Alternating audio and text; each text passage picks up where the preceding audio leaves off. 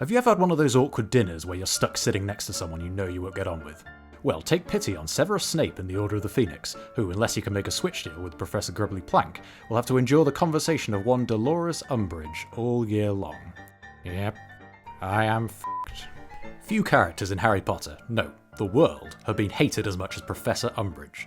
From her horribly pink outfits to her sadistic punishments, and her creepy obsession with cats to the point she actually seems to have ham-handedly added them to the covers of these textbooks. Wait a second, this is one of those pictures that contains itself. There are infinitely many cats on here!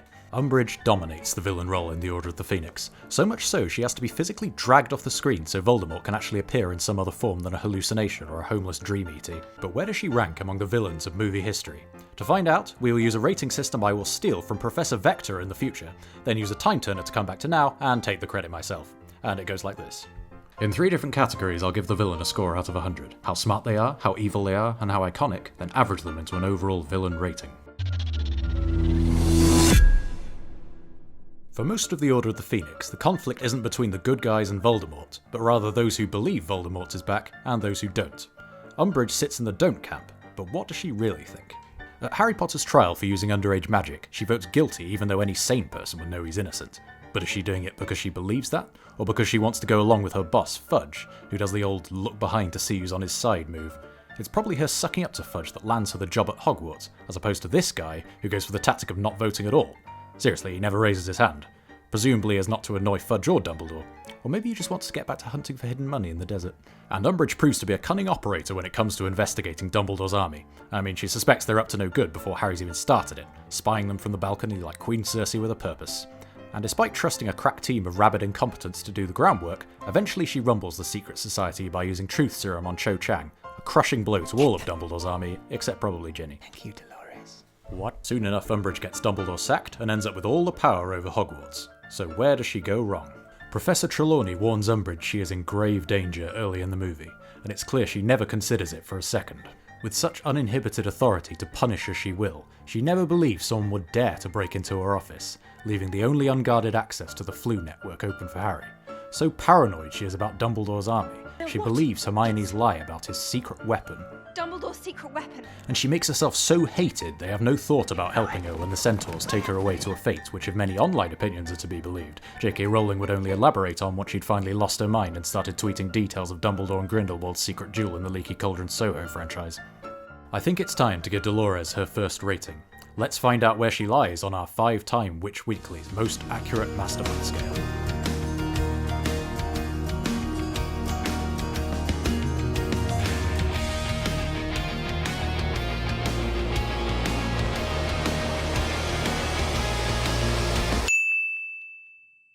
Undoubtedly a formidable inquisitor and competent witch, except against fireworks, Umbridge still picks the wrong side, twice. First with Fudge against Dumbledore and Harry, and second in the Deathly Hallows with Voldemort's puppet ministry. And for that she lands herself in Azkaban. All going to be very good friends. What are you doing? Let's now delve into our second category. How evil is Dolores Umbridge? What is this new devilry? It's no secret that Umbridge isn't the nicest person, but is she that bad? Yes, she tries to convict an innocent minor and heartlessly removes long-standing teachers and ruins school life with oppressive decrees with a flagrant disregard for health and safety. Oh, and helps Voldemort by debilitating the next generation of witches and wizards. And she drugs students and forces them to torture themselves.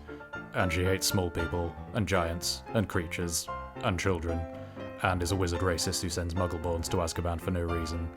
And she strangles this centaur, and almost kills this kid.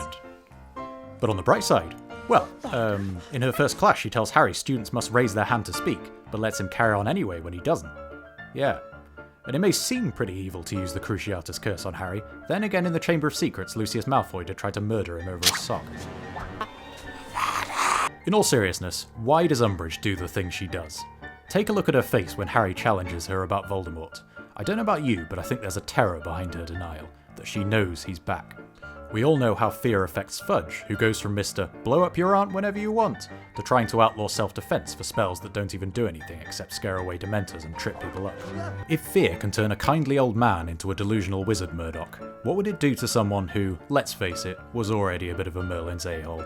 There you go, Umbridge, I've done the best I can for you. It's time to find out truly how evil you are.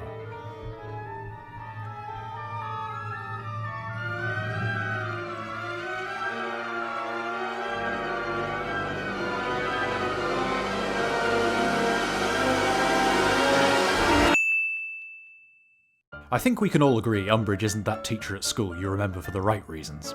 The disturbing question is, how many in the real world, given the same power and impunity, would be just like her? Now, it takes a great deal of courage to stand up to our Mastermind and Devilry counters, but a great deal more to stand up to our final category. Will Umbridge be remembered in decades to come, or will she Quirrell crumble into the dark abyss of forgotten movie villains?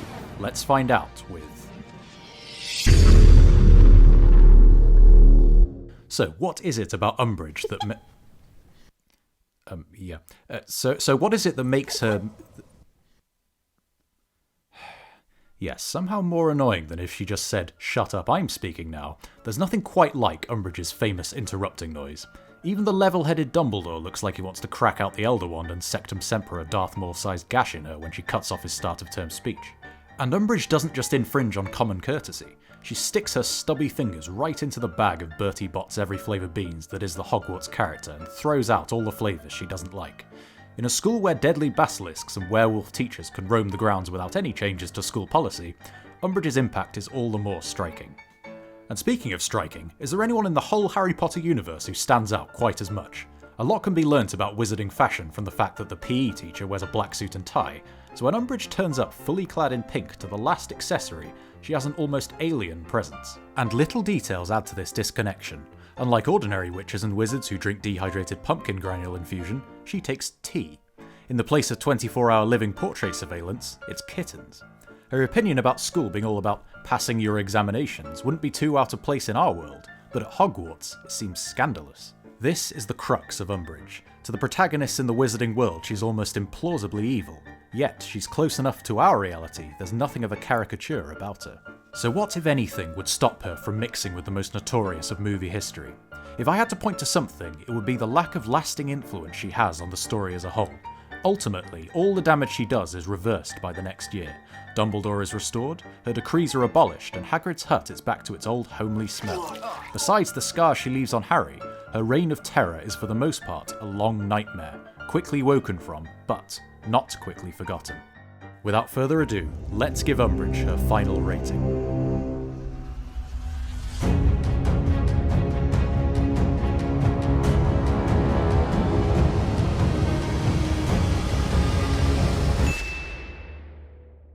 There wasn't any doubt Umbridge would receive anything other than a very high score. Still stirring up hate today, she will likely do so for many years to come. So now we have our 3 ratings: Mastermind 71, Devilry 92, Notoriety 88. And combining them, that gives an overall villain rating for Dolores Umbridge of...